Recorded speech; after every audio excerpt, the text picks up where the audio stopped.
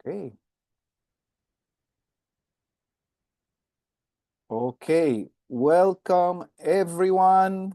Thank you for being here this evening. My name is Diego Ojeda. I'm a Spanish teacher in Louisville, Kentucky. And today we have the pleasure to uh, greet and to know about famous CI writer AC Quintero. We're going to have a conversation with AC. We're going to learn about her. We're going to learn about her work. We're going to learn about her production. And we're going to learn about how she sees life. I think it's very important for us as teachers to get to know our colleagues who are amazing at different things, like in this case, writing. So, thank you so much, AC, for being here and welcome. Thank you so much for having me. And thank you, everyone who is sacrificing some of their time to be here. We really appreciate it. And we really hope that you learn a lot. And I hope to be able to interact with you as well. Thank you so much. This webinar is possible thanks to the sponsorship of DigiLangua. DigiLangua is a digital library that you can find more if you Google the name. And thank you to the DigiLangua friends for sponsoring this webinar. So, AC, let's get started. AC, why don't you talk a little bit about yourself? Well, I am from Chicago. I'm originally from Chicago, and I have been teaching Spanish. I can't believe this when I say it, but I've been teaching Spanish for 20 years. I think it's going on 21 years. So I've been in education for 21 years. I've taught at the middle school level. So I started at IB middle school. And that's really where I think my educational career really took root. And I'm really grateful for that experience. If any of you work in an IB school, you know that they have a very uplifting philosophy, very holistic and sort of student centered. And so I started there, and I'm currently working at a high school. I started writing about, oh gosh, what year is it? It's 2025. So I Mhm. started writing 8 years ago. I published my first book about 8 years ago. Um, and and yeah, I mean, I love teaching. I'm very passionate about teaching, like, a lot of us. It does get challenging sometimes, and I do talk about that as well. I try to be as authentic as possible. And I really enjoy writing. I enjoy observing students. I enjoy being a part of their lives, and also kind of making their lives a part of my writing and my world as well. Wonderful. Thank you so much, AC. And what made you decide to become a teacher? When did you make that decision? So I think deep down inside, I didn't. So growing up, I didn't really know what I wanted to do.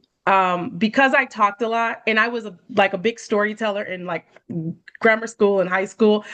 A lot of people would tell me that I should study law. I heard Mhm. that all throughout life. They were like, you should be a lawyer. You talk so much. You should be a lawyer. You're always like arguing. And when I started college, I didn't really have a focus, but I started taking Spanish classes. And one of the reasons why I took Spanish classes was because I had several, at the job that I was working at, I had several Hispanic friends or Spanish speaking friends that I really want. Like we would go out, we would do lunch breaks together, but like I didn't speak the language, and I would learn. And I was like, oh, I really want to be able to, like, converse with them. I want to be able to talk with them. So I started taking Spanish courses at a community college first when I was in high school.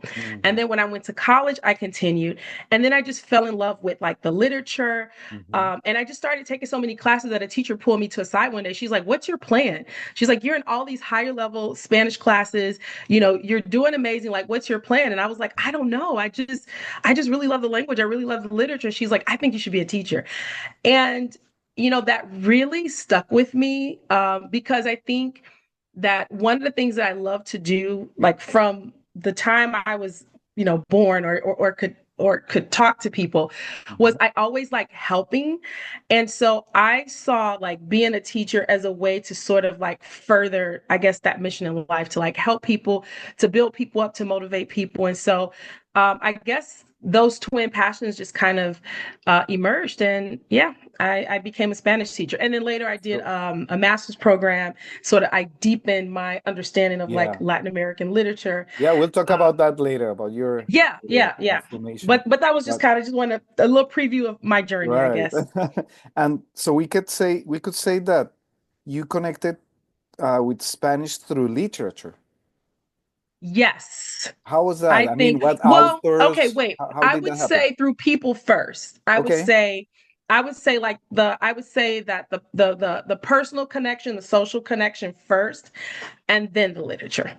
Okay. Do you remember what was that first book that you read in Spanish and how did you feel? Was that a CI book? Was it specifically written for language learners?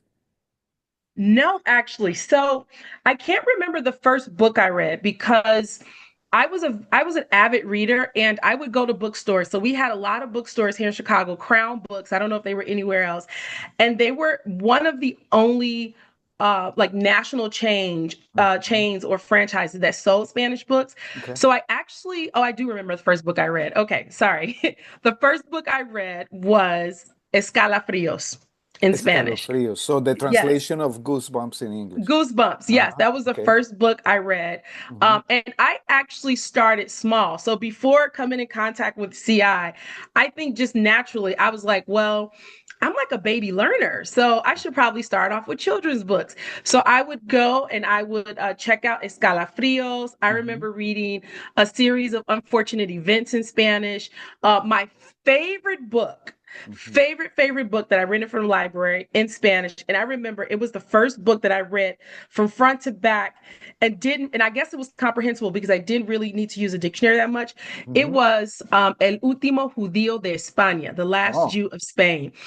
And that book was awesome. I learned it was just so historical. Mhm. I remember and that, I mean, it's not Latin American literature, but it's like a book in Spanish, I Right. guess. But I just remember really just connecting with the character and like rooting for the character and just being a part of his journey as he like, during the Inquisition, he had to like reinvent himself when he would go to all Right. these different towns because he was being persecuted. And it was just interesting just to see how he would evolve and change. And so I definitely remember that. Now, as far as Spanish literature or Latin American literature goes, Mhm. I want to say that I really fell in love with this Cuban author, Alejo Carpentier, Okay.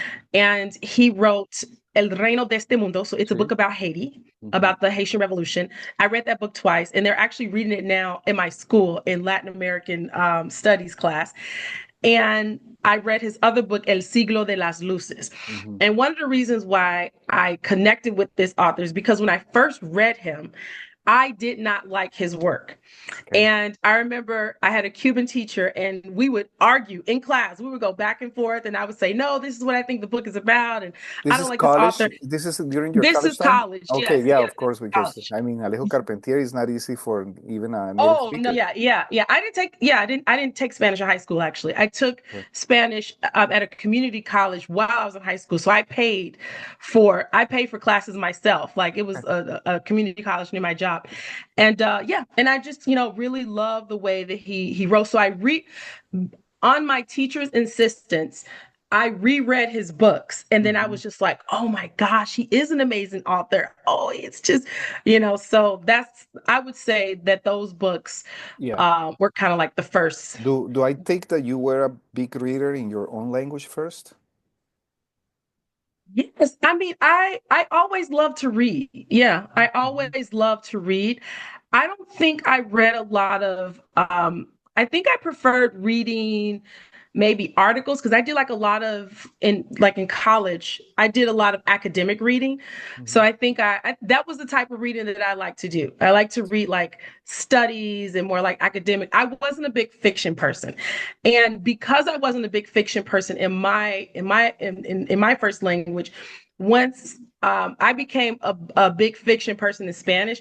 And so now it's very hard for me to read fiction books, fiction in English. Like I read Uh-huh. most of the fiction I read is in Spanish. In It's Spanish. easy for Hmm. me to read like self-help books in English because those are the type of books that I read like growing up. Those are the books that my mom gave me. She always gave us like self-help books and books about like motivational type books. Like she was Yeah, like a real big like positive guru type person. So right. yeah. Okay, well, thank you so much for that introduction. That gave us a picture of you, not just as a person, but also as a person who connected with the language and a person who started connecting with literature in Spanish. Yes. So let's start with the questions that we have prepared Okay. ahead of time. Okay, so Sure. here we go. Let's go with background and teaching experience. So the first one is, what inspired you to become a Spanish teacher and what has kept you motivated over the years? You said that this is year 20th. Yeah, yeah. Well, I shared a little bit of the story kind of in the introduction, but I think that, um, kind of, I guess, as part of what I shared, being a storyteller. Well, I'm sorry. Hold on. What inspired you? I thought we just covered I thought we just covered that. So what has Let's kept you motivated over the Oh, years? what has kept me motivated? Mhm. I would say students. Really? Yes, I would say, yeah, because when you're teaching, like the ability to see that you're making a difference, Hmm. and sometimes you put together these lessons and these units, Yeah. um, and you're teaching the kids, and you kind of start seeing the gears shift in their minds, and you Hmm. see them growing and Hmm. their ability to actually use the language. And I just personally, I just feel very useful. I feel like I'm doing something that actually is having an impact, and I get to see that. And then when students, when they come back to me, because we all get discouraged, let's just be honest, it is hard sometimes. It It really is. is, because there's It so is. many other things that we do as teachers. Oh, yes. But when students come back and they tell me like, "Oh, Senora Quintero, I went, to Florida and I was able to like talk to people in Hmm. Spanish," or, I helped this lady. I had a kid the other day. He was telling me that he helped a Spanish speaking person on the CTAs, the train, the bus, or whatever, our transportation system. And he was just so elated. He was like, "Yeah, I was able to tell them where to go." And I'm like, that just makes me feel like I'm doing my best. I'm doing a good job. So yeah, that's what keeps me And going. historically, what are the levels that you have taught the most? Level 1 and 4, historically, those are the two One levels that I've and been four teaching. or one through four? 1 and 4. So Okay. level 1 and level 4. This year, the last couple years, I've been teaching level 1, level 4, and then dual credit, which is like level 5. Mhm. And this year, I'm teaching levels 3, 4, and 5 dual credit. Okay, so five is not necessarily AP, or is it? No, because no, we have AP and we have AP Lit. Yeah. Okay. So it's sort of for students who finish AP, and if they don't want to move on to Lit, they can take dual credit, or students who don't want to move on from 4 to AP, they can take dual credit. But they have to be a senior. That's like the only requirement, is they have to be a senior. Okay. Well, thank you so much for sharing that, and I think it's beautiful that you think first about your students and the changes that you have seen over the years and the impact Yes. that you have created. So that's wonderful. Thank you so much. The second question here is, how has your experience teaching in IB, because you mentioned that you work in IB programs, and as an adjunct instructor, shape your approach to language education? So being in these different programs. Say like of I think being an adjunct really kind of helped me to see where students can go, sort of at the well where they can sort of start in college and continue with the education, and sort of like the skills that they would need once they graduate and continue to be a student of the language. I think that the IB program has had a very profound effect on the way that I teach, and mostly because it's holistic, it's student centered, but one thing that the IB program does really well is it attempts to educate students or sort of bring that character education into view. And that's something that we really don't see in our schools a lot. A lot of times it's just all about academics and Mm. not about the type of person that you're becoming. Right. And in IB, they have like these IB profiles, and it's about, okay, like being kind and being an informed person, being a critical thinker and really evaluating, certain resources and I mean, sources in general. And I think in a time now, so when I was IB teacher, the school I work at now is not IB. I value those things. But now that we live in a world where we have like all this sort of like fake AI and Mm. all these different like a lot of dis and misinformation, I'm like our students actually need those skills. They need to be able to decipher. They need to be able to distinguish between different types of information and sources. And so I really value what I really value that educational philosophy and even just with the learning and the curriculum, it was always about bringing it back to like not only the academics, But the but like person, the helping them to individual. grow. Yes, helping them Mhm. to grow as a person. And Um, that's something that I continue to yeah, incorporate. Like, for I example, I agree. I'm working on a project with my students. It's like a tech project. Hmm. And even in that, it's like, okay, they're going to develop an idea for an app.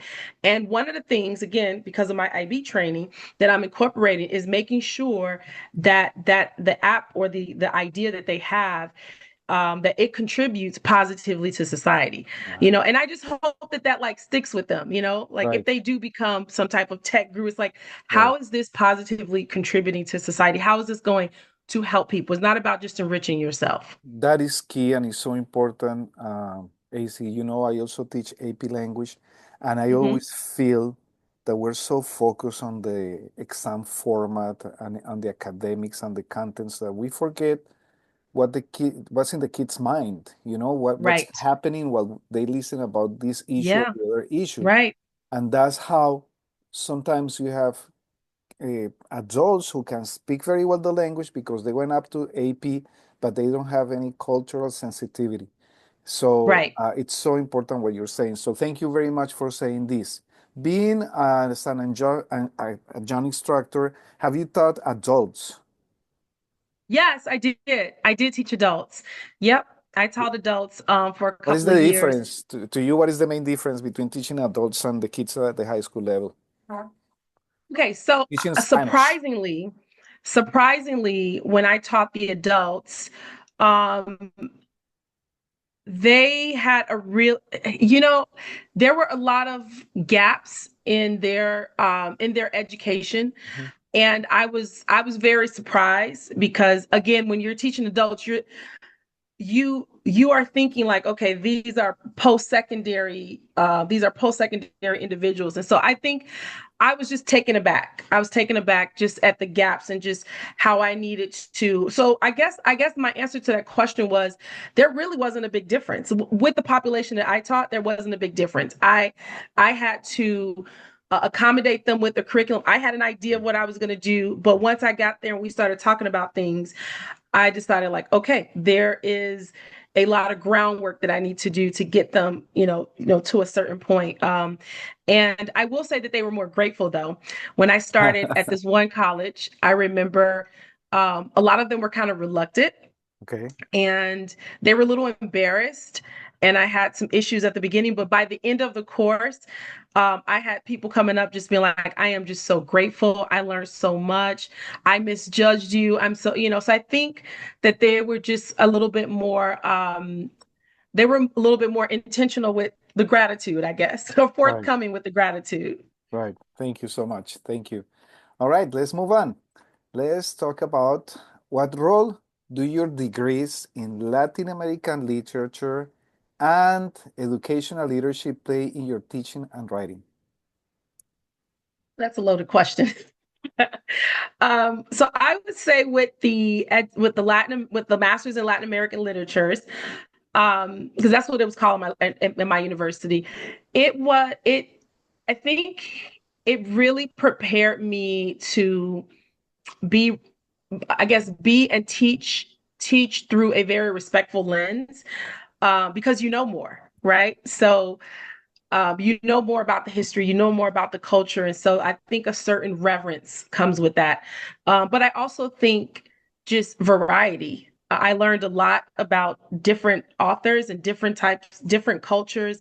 I remember at one point in my program, I focused solely on like Afro Latino writers, Mhm. because that wasn't, it was something I kind of discovered. And I was like, oh, this isn't something that I really learned about in the program. So in each class, I just made it my business to whatever we were talking about. I would try to find an Afro Latino writer or some type of cultural, piece to go with what we were doing. And that does come out in my teaching. I talk a lot about incorporating, Afro Latinos and Afro Latino culture into the curriculum, and just embracing like the Latinx and Hispanic culture in its totality. And Mhm. so I think because of that experience, with my program, that I'm able to do that. Um, I would also say that, with the educational leadership, I think it just made me more aware of the purpose of education and how important it is for us as teachers to sort of move students along that continuum. I think as a teacher and not like having that administrative experience, I was a little bit more focused on, okay, getting to school, teaching this lesson, and like hoping, hopefully the kids engage and enjoy. But now it's like I kind of have like a blueprint, I'm like, all right, this is why I'm teaching this. This is why this is important. And it's going to connect and it's going to kind of scaffold up to these other skills. And I think like that's, for me, I feel like it kind of gives me like the whole picture. Sure. And having this training in educational leadership has made it different approaching school administrators to talk about sensitive issues. Is an advantage? Think so. Well, yeah, yes, I think it's an advantage, but I think that my administrators see the value because for some reason, with the educational leadership part, I tend to be very, like, have a legal mind about it. So I think whenever I'm involved in conversations, I always default to, okay, well, legally, like, this seems like a liability, or let's do it like this because like I think of the legal implications a lot. Right. So maybe someone in my childhood was right. Maybe I should have gone into law because I focused a lot on like educational law when I was doing the program, when I was doing the educational leadership program. So I think I bring like that little tidbit to the table. Yeah. And you work for a public school right now, right? Yes, I work for a public school. Yes. Chicago Public Schools. Yes. Okay, perfect. Thank you very much. All right, let's move on. So next question. AC, you have spoken at numerous conferences. You have the keynote for different conferences. What are the key messages you hope to convey to educators whenever you have a chance to talk to them, like today?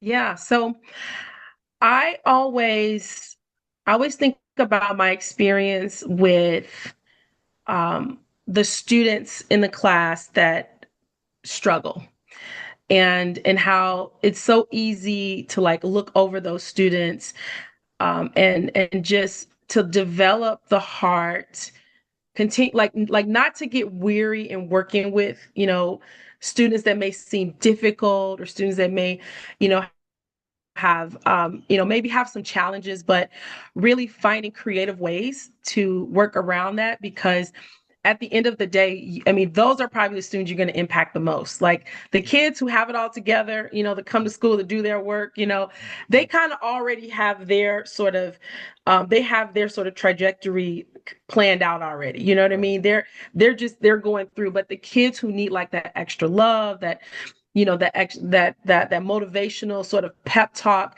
or just that patience, like those are the kids um that are going to be deeply sort of impacted and are going to kind of remember that the most. And that's something that I've experienced a lot these last 4 years, like working with different populations, and just trying to be that student. I mean, sorry, try to be that teacher that's going to really step in the gap and help them and find creative ways to help them. Like it may not be a traditional way, it may be something that we think is like outside of our wheelhouse, but just being that creative teacher, the same way that we are creative with our lesson plans, being creative to find different different access points for them, like for the curriculum, and it goes a long way.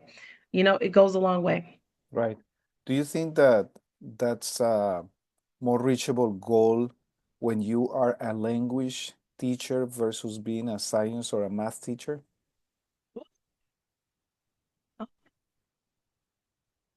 Do we have more I tools? think, huh? Do we have more tools to? So I think that students feel probably more discouraged, or they feel like learning a language is more difficult because a lot of times they've had science, so they're familiar with science. You know what I mean? They're familiar with it, and so sometimes when they come to our class, they lack that confidence, or just the thought of learning a language, being able to speak a language, is just so overwhelming for them. And I feel like that interferes more with their ability to learn the language. So yeah, I think we do have a lot of tools, being language teachers, because we do have to rely on being a little bit more creative and thinking outside of the box. Right.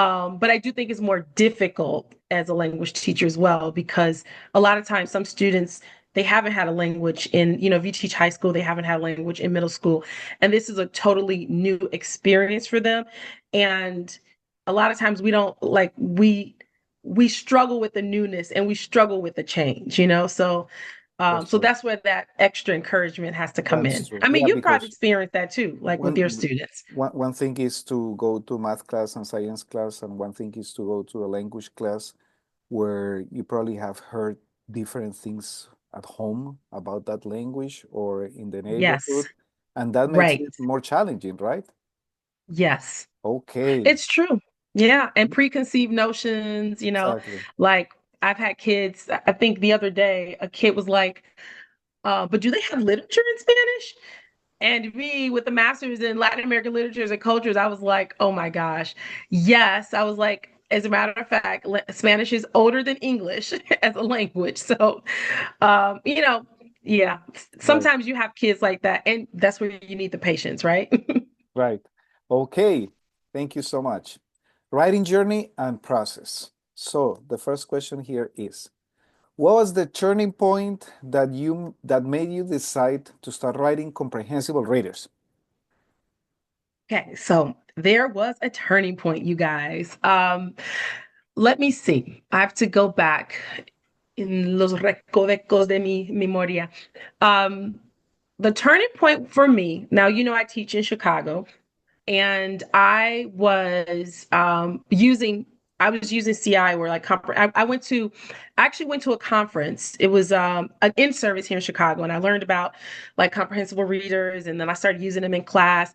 And like after the maybe second year, I just started realizing that, a lot of the books were not diverse. They didn't have diverse characters. Like most of the characters were like white from the suburbs. Mm, And most of the schools that I've taught at, even if mhm, I've taught in neighborhoods that were homogenous, the kids have always been very diverse. right. Because in Chicago, like we'll have like programs where, we'll like if it's like a magnet school or if it's a special school, they're like busing kids from different. So we've always had I've always had very diverse populations. And I think like this one discussion, so I'm not going to mention the book, but there was this one book that we read in class, and the discussion that we had around it, I just remember looking around at my students and just feeling like, this is not the right type of book for them.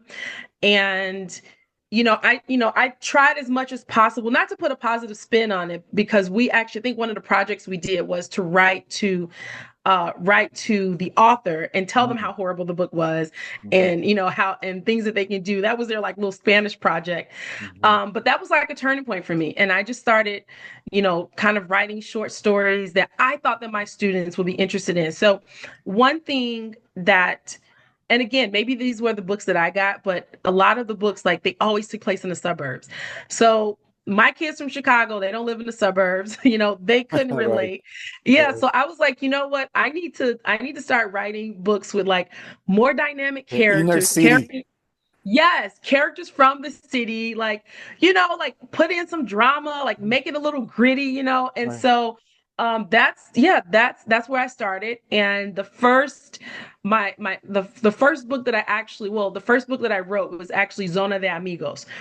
But that was not the first book that I published. I wrote that book and then I was teaching level one and I was like,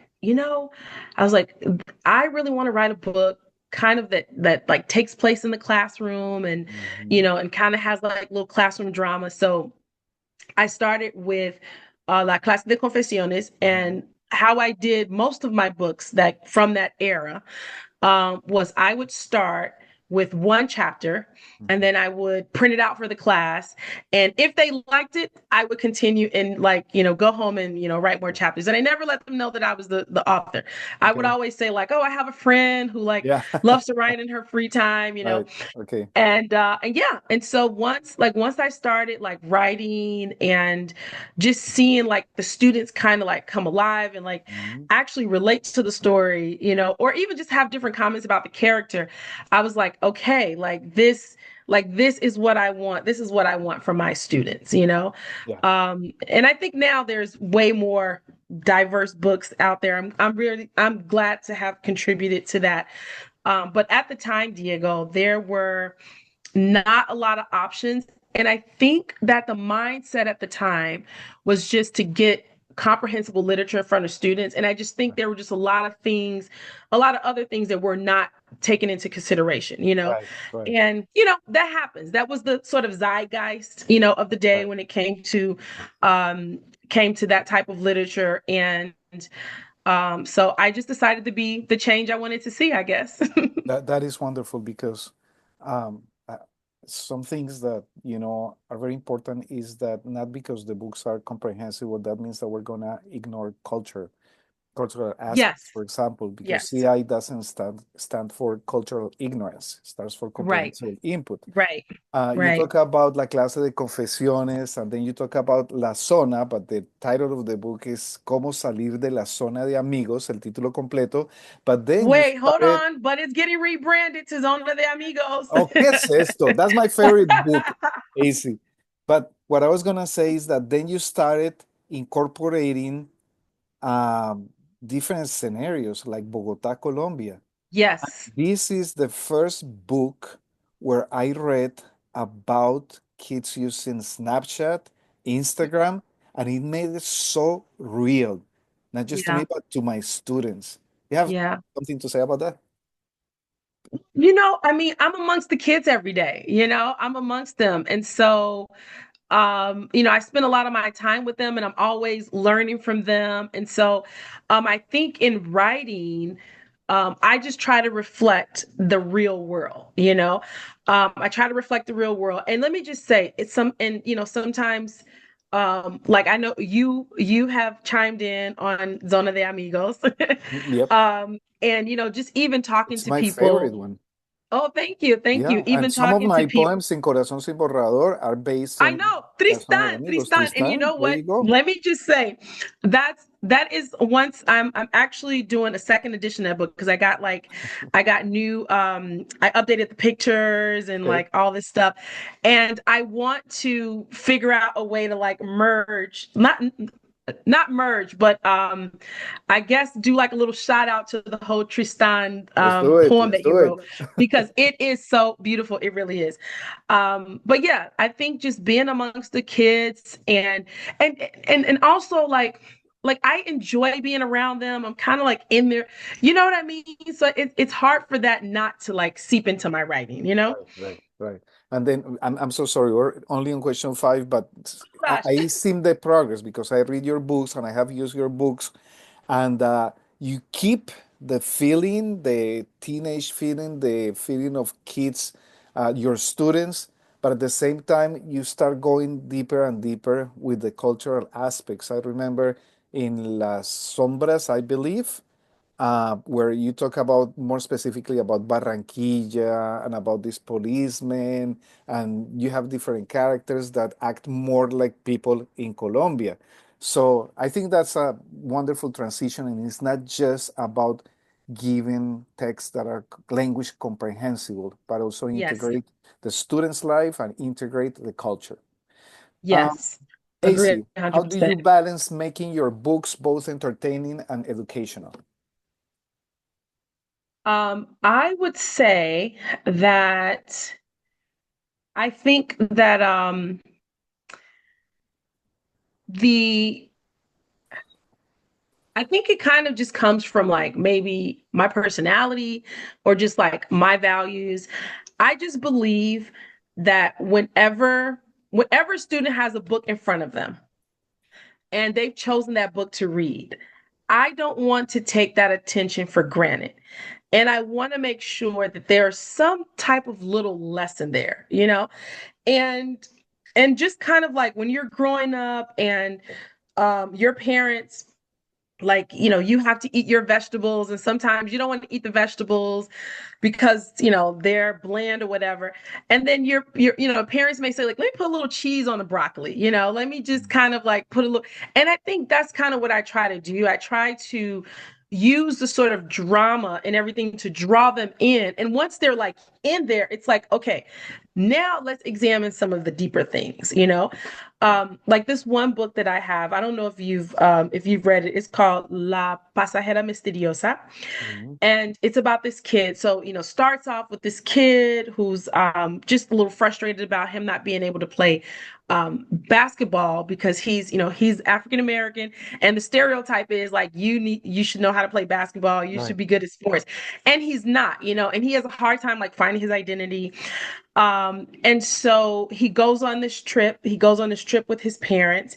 And long story short, he's being a little disrespectful to his mom. He meets this girl on the trip and he's like talking about his mother and saying all this stuff. And then he asks her, she has like this bag, and he's like, what's in the bag? And she shares it. Oh, these are my mother's ashes. And Mm. so when you get to that part, though, there's a lot of buildup. When you get to that part, it's like, ooh, Mm. it puts Mhm. things in perspective because the whole time he's upset with his mom because, his family's going through a divorce, and there's just a lot of like family drama. And meeting this girl and finding out that she actually lost his mom actually makes him appreciate his family even more. And he has some other transformational things that happen. But like my point of putting that there, now again, the beginning of the book is funny because he breaks up with his girlfriend and it's like all this crazy stuff happens, so there's a lot of drama. But you kind of have to give the kids that drama so that they can get to the deeper part. And the big message with that book, there are a lot of messages, but it really is about like appreciating your family, appreciating the Right. things that they do for you, because Right. you just never know, like Exactly. not everyone, everyone has a different situation. Yeah. And then he also learns a lesson about being respectful to other people in his life. So, it's one of my I feel like that's one of my more heartfelt books. That's one of the books like when people read it, they're like, "Oh my gosh, that book Right. is so." It's like a level two book, but it's so deep, and Right. so that's yeah. I think that we should try to have those lessons or like life Right. lessons, values in the book, so that kids can walk away with something a little bit more than like vocabulary acquisition. Right. And this ties beautifully with what you mentioned about IB and becoming a better person. Yes. And it Right. ties with what you mentioned about helping our students who struggle, because when you Right. put different and challenging situations in the stories, you're talking to them, but not Yeah. necessarily directly and personally. Yes. That can be uncomfortable for the students, but through a story. So Right. wonderful. Thank you very much. The next question is, can you share any challenges you faced while transitioning from teacher to a published author? Do you have issues that, I don't know, maybe someone thought that you are either a teacher or a published author, or was it in AC transition? It was not an easy transition because now let me just say, I like to put the positive first. I think that our CI community has grown a lot in the last, 8 years. But when I first started writing and I first came on the scene, I didn't really know about I just was like, I just want to write a story and put the story out there. I wasn't trying to check my boxes.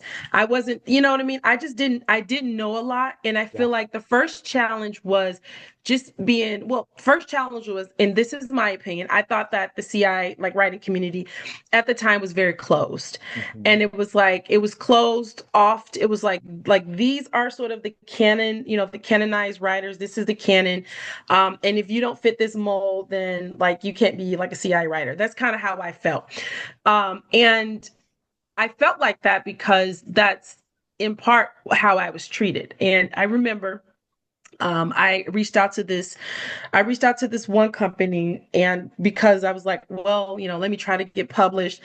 And this happened not only with this company, but there was another author who actually told me this. They were like, why are you writing? Like, you're really like you're never going, like people are never really gonna um they're never gonna read your books. And it was just a lot. I mean, it was so Let's much, just it's put so out there that you're one of the most read authors right now. Well, I mean, thank you. But I was like shocked. I was shocked. I was like, well, I'm like, I'm just trying to, I don't know what to do. And, I'm just trying to come to you for help. And I remember them saying like, well, good luck because this other company, they've cornered the market and you're never gonna blah, blah, blah, blah, blah. And I was just like, okay. And there was another author one time I had posted something, and the author said, like, well, why are you writing books? Like there are already like established books out there. And again, like my problem, like first of all, we can do whatever we want. You know what I'm saying? Like Sure. if I want to write a book, I'm gonna write a book. But at the time I was like, well, I wanted to write something and I wanted to put something out that was more representative. So it was really hard. But I'm gonna tell you what really changed. People started, and I like again, I didn't have a big company behind me. I was just like self-publishing, and people started reading my books and they were like, oh my gosh, this is so funny. Like, oh, like my kids love this. And Enid Lopez Reed, I know she may be here. She's here. She was Yeah. one of she was one of the first people. This was a long time ago. It was one of the first people with my book Las Apariencias Engañan. I didn't Mm. even know her. And she put on Facebook, and I wasn't on Facebook actually, because someone told me, they said, you should get on Facebook because people are talking about your books. And I was like, oh, Mm. really? I was like, so I wasn't even on Facebook. I was like, okay, I guess I'll make an account and I'll go on Facebook.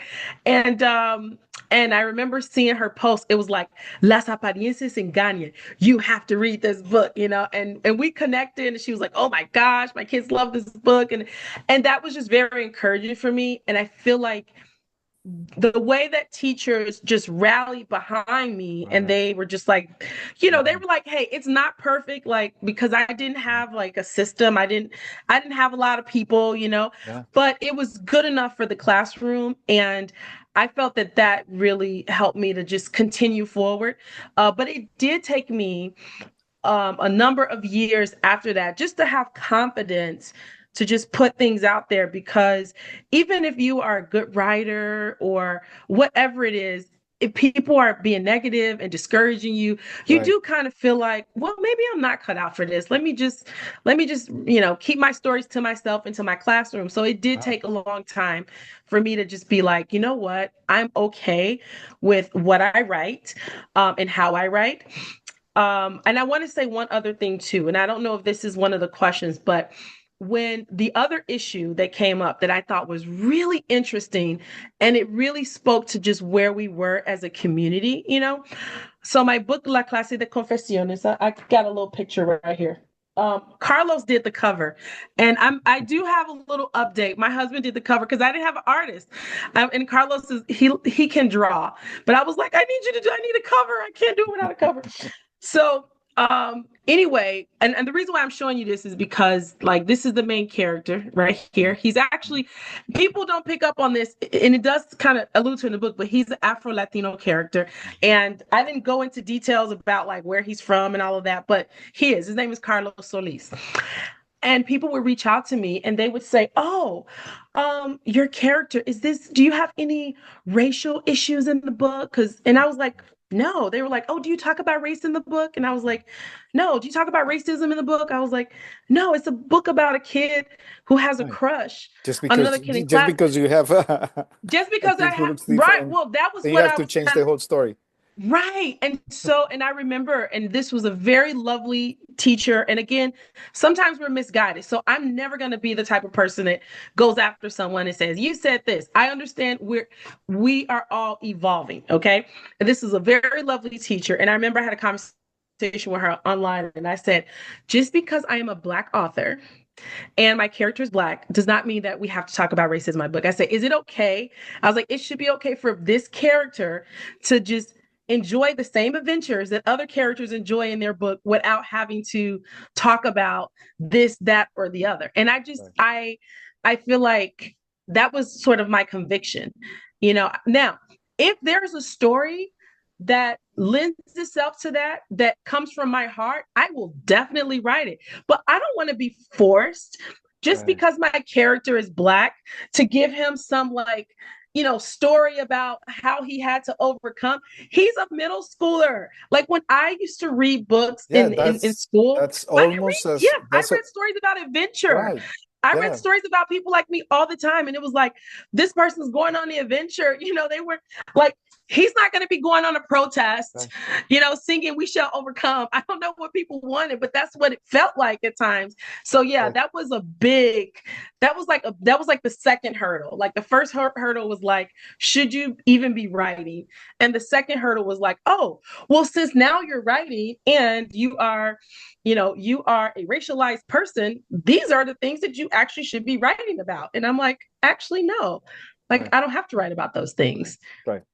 Yeah. No, I mean totally. The stereotypical views and Yes. people were used to certain things that whenever Mhm. the character was Latin American, it had to be poor. So Right. that's the same kind of things. Thank you so Yes. much. I know we could talk Yes. hours about this. Let's move on. Representation and cultural relevance. This ties very well. So, AC, what, why it's important to you to include diverse characters in your books? You kind of like Tell you, a little bit on this. sure. It's very simple for me though. This is who I am. I'm always around different people, my friend circle, my family circle, it's very heterogeneous. So the kids that I teach, so it would be hard for me not to have a book with diverse characters. You know what I mean? Right. And I think just in general, it is good for, the whole concept we talked about years ago, about windows and mirrors and sliding doors, and Mhm. just being able to see people that look like you or see people that don't look like you in the story, Right. Right. and just kind of like learning about them and living, not living, but living vicariously a little bit through their lived experience. So Right. diverse characters is always are going to be in my book. Yep. Yeah. It's it's my life. Exactly. That's what I was gonna say. You're not Yeah. making it up. You're reflecting your life. Right. I don't have to do research. As simple. Okay. Okay, you made me laugh. Okay, what feedback have you received from your students or teachers about the impact of representation in your stories? And specifically your students, for example. Students, so I mean, I can't really tell you about my students. They, how kids are. They like, yeah, we like the story. Mhm, mhm. I feel like they don't go too deep with me. Right, But I can say that I have at conferences run into teachers that have been like, "Oh my gosh, thank you so much, for writing this book, and thank you so much for these characters. Like my kids were so happy to see people that look like them. This was really great." So yeah, I mean, I think that that I mean, it does have an impact, I mean, the same like with you, for example, you writing poetry, like comprehensible poetry, like that was not a thing, you know what I'm saying? And maybe that's not everybody's gift, but that's your gift, and it does fulfill, so it fulfills a void, and it fills a need. And there are kids, that love to read poetry. Right. So yeah, I think that the representation has really been teachers coming up to me. I had a teacher that got really emotional. And this was back in NOLA. And I'm not writing being like, oh, I'm gonna Yeah, make this representation. I'm just exactly. like, yeah, this is the story, this is the character that I chose, probably someone from my circle, inspired by somebody in my circle, Yeah. or even myself. I Yeah. feel like I'm disguised in a lot of these books. But so yeah, yeah. Wonderful. Thank you, AC. All right, let's go with what advice will you give to other educators who want to integrate more diverse perspectives into their curriculum? Would say, number one, just be very open. Be open, be alert, because I think that a lot of um a lot of what we can use to expand our curriculum, it's not going to be like sitting down and doing, I mean, it can be sitting down and doing research, but like sometimes if you're like online, you'll see something, like grab it, save it. I think just really, really being open and asking about, the voices that are being represented. So I will say this, and um, this is a little promotion, not promotion, but I guess a shout out to Kia and I. We have a publication called Las Voces Diversas de la Diaspora. Mhm. And that is one of the things that we try to do and we continue to do, is like actually do the work of like finding these diverse perspectives and resources, and just having a place where, if teachers need something and they want something that's written, comprehensively, that it's quality, that they can do that. But people don't necessarily have to use that. I'm saying that is one of the resources. I think number one is just really being open, and even like asking students, Mhm. like Mhm. students, I mean, especially if you are serving, like if you have heritage group of students, whatever population you are serving, you can ask them. Right, You can right. ask them. Mhm. And just to clarify, you're referring to Kia London, who's also a teacher Yeah, in London. Chicago, Yes, right? yes, yes. Mhm. Also from Okay. Chicago. She'll be at Mitten as well. And is there a name for this group that you guys have?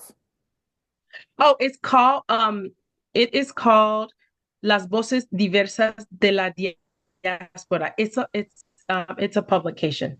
Where do you find the Let's materials? see. I can send a link. I can try to put a link.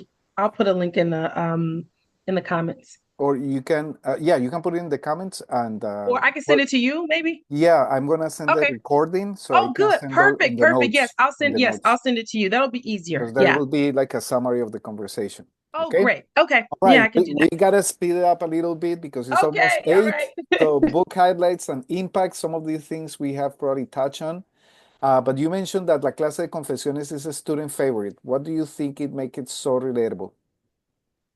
Think the fact that it takes place in the classroom and it just has a very relatable story. Like everyone, no matter who you are, we all desire connection. And it's about a kid who, has a crush on a girl in class.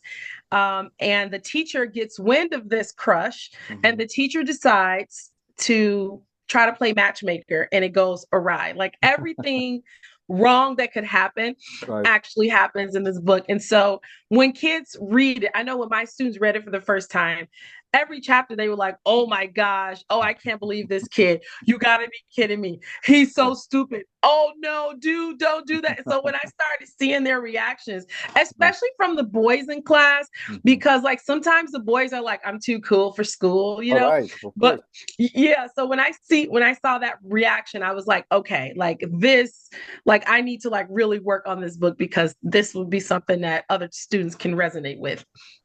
Perfect, perfect. And AC, the other question here about books. Can you share a particularly memorable reaction from a student or teacher about your books? That reaction that I just shared, that Okay. was probably, oh wait, you know what? Oh, okay. I have a better one actually. I'm gonna try to be real quick about this. So when I was writing Las Apariencias Engañan, I did the same system. I was like, okay, I'm just gonna like say that a friend wrote it and blah blah blah and give it to students. So we read the first chapter. So back in the day, it was called El Psicólogo, and it wasn't Las Apariencias, and it was a little short story. And one of the kids in my class was like reading it, and I remember his name was Adam. This was like, I don't know, 6, 7 years ago, and he was like, "Oh, this kid is beast," and I was like, "Oh, what happened?" And he's like talking about the kid and the story. And then after that, I was gonna leave it there. I was like, okay, we read the story, let's move on. So he raises his hand and he says, "Senora Quintero, do you think your friend can give us more chapters?" And I was like, "Oh, sure." And I would go home on the weekend, and every weekend I would have to come up with, Mhm. come up with the next chapter. And I Right. think that's why those stories are so good, because I was like writing in the moment for the Right. students, Right. and I had to sort of like up whatever I did, Right. I mean one up whatever I did the last time. So yeah, that was probably the most memorable thing.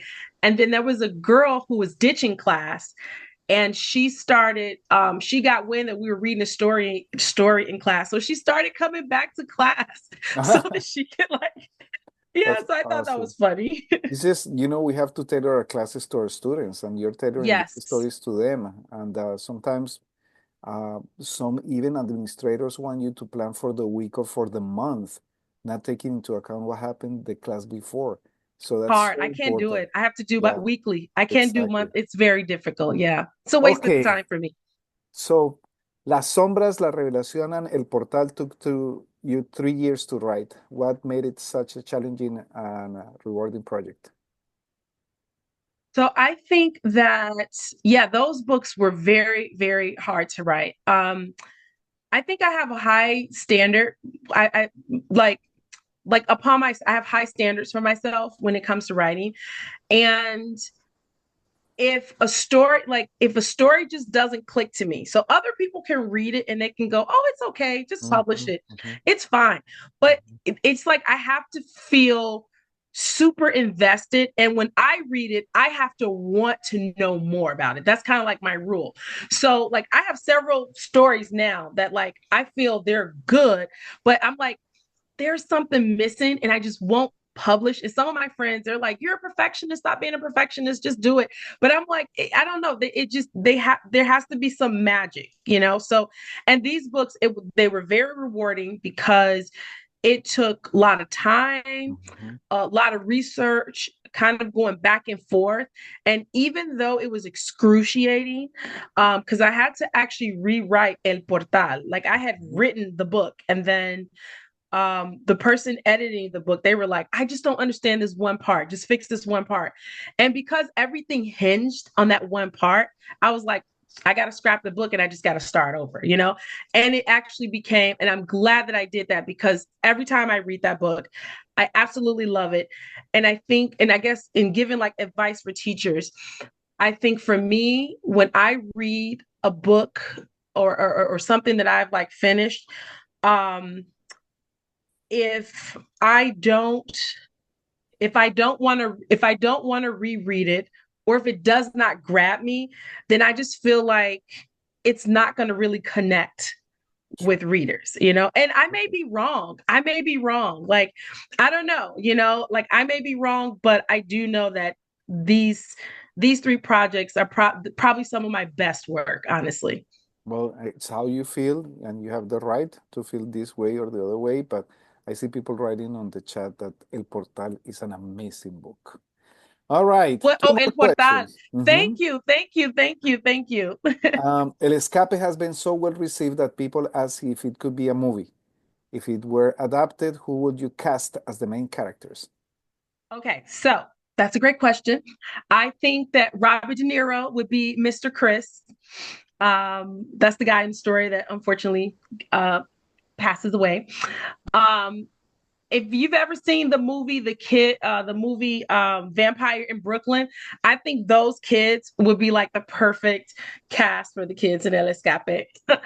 And then for the bad cop, I think the policeman from Terminator, from like Terminator 2, that would Okay. be I don't know, maybe he's like outdated, but I think he would be a good kind of bad policeman. So yeah. Okay. Thank you so much. That's a fun question. So, future projects and advice, AC. What are your future projects? Upcoming books? Yes, so I am working. Actually, just got finished a book called Tres Citas Hmm. para el prom, and it's based on a true story. Hmm. And I have two other books. One is set in Palenque, Colombia. I Oh, went there. I've been studying and reading a lot about Palenque, and finally actually got to go there. So it just beautiful story that comes together. And then the other one also is set in Colombia. It was a place that I went.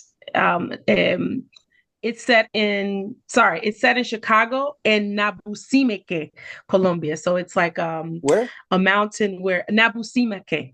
Okay. Yeah, it's an indigenous town on a mountain that we went up, Okay. and just beautiful place, beautiful people. And the girl that actually travels there, she's from Chicago. She's one parent that's from Colombia, one parent that's from Chicago, and she learns a lot of life lessons because she's like an influencer, Okay. and so she goes there thinking that she's going to do some of her influencing things, and Mhm. she gets influenced in a good way. Oh, that's exciting. When is this going to be published? They're all finished. They're just going Okay. through like the editing right Okay. now. Okay. And then I'm just waiting for like, pictures. So I would say between April and maybe September. Okay. Wonderful. Yeah. April, September. Between Yes. April and September. Okay, Yes. sometime there.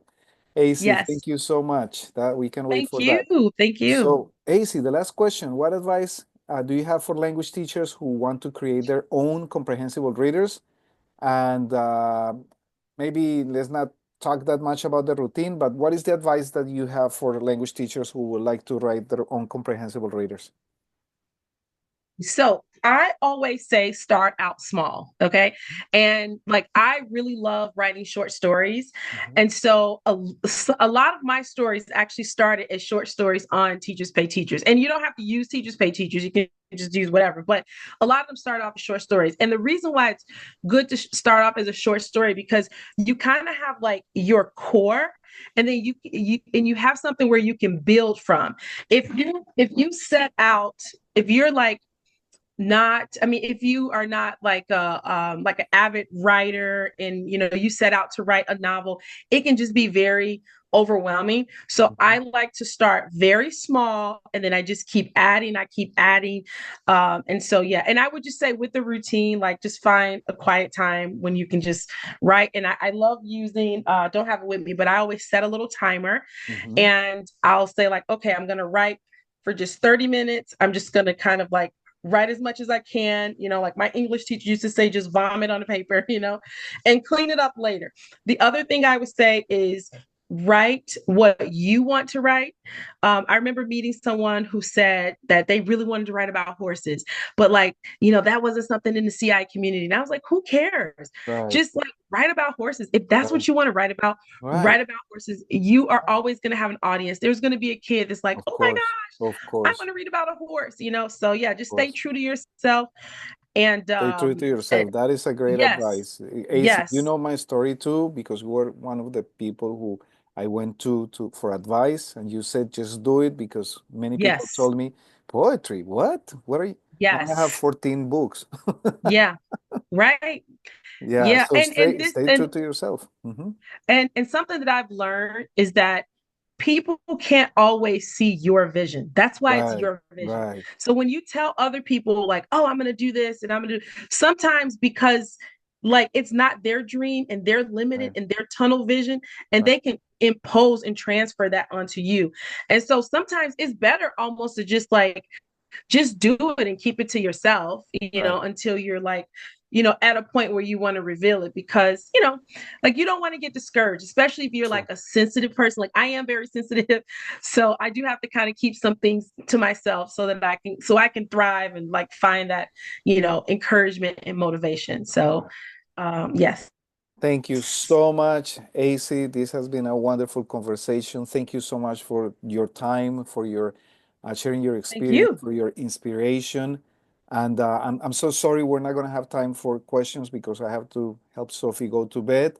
I want to thank everyone who has been here. We had 24 people connected the whole time. They're still here waiting for the raffle. And again, my name is Diego Ojeda. You can find me on Instagram through Señor Ojeda, SR_Ojeda. So, AC, you said that we have three books to raffle. Yes. So, Yes. I have a little system here.